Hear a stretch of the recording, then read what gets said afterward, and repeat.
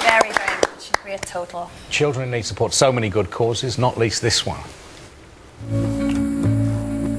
For 8-year-old Holly and her 6-year-old sister Daisy, the past 2 years have been traumatic. In September 2007, their father Brendan died suddenly, and their mother Rebecca had to face the prospect of bringing the girls up on her own. Brendan was an amazing father. Used to do lots and lots, very active with his children. We used to go to the parks and all over the place. As soon as they woke up in the morning, it was just straight, Daddy, come on, let's go to the beach. Daddy, let's go here, let's go there. It's probably the hardest thing I've ever done in my life, having to tell my children that their dad's dead. As Rebecca struggled with her own grief, she was worried about how the girls would cope. Holly started to have problems at school. She got terrible eczema that she'd never ever had before.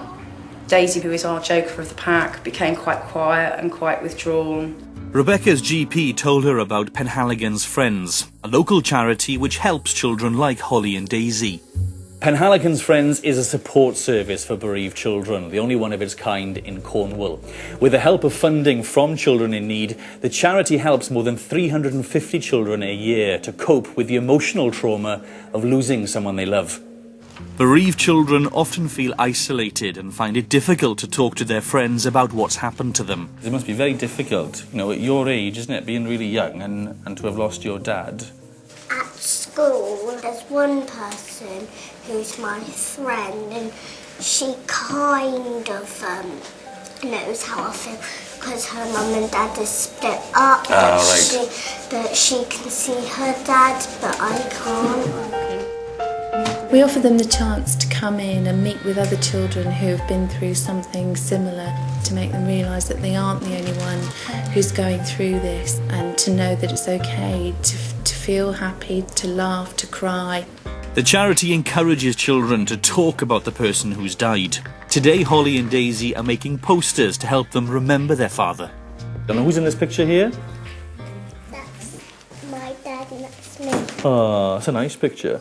And what's this? Going to the beach in the winter and splashing each other and coming home soaking wet. The charity also helped Rebecca with one of the most difficult decisions she had to make following Brendan's death. Initially, I told the girls that Brendan had had an accident, but he'd been suffering from mental health problems and had actually taken his own life. But the charity showed me that honesty is the best policy, and although it doesn't feel like it inside, they need to know the truth, and they won't be able to move on until they know actually what happened. Children in Need makes a big difference to the charity. We really couldn't offer the service we do without donations and grants such as theirs. Holly and Daisy will never forget their father. Today they're going to release balloons in his memory. What's your message now that you've written for your dad? To Dad, I miss you and thank you for everything we've done. So Daisy, what are you writing on your message? To Dad, goodbye. That's a lovely message, isn't it? I'm so proud of the way that they've coped with it, but the charity's been there to support us all the way through. Without them, my girls wouldn't be the happy girls that they are today. Mine's winning! Here's what we've come up with for this week's One Show Face Off for Children in Need.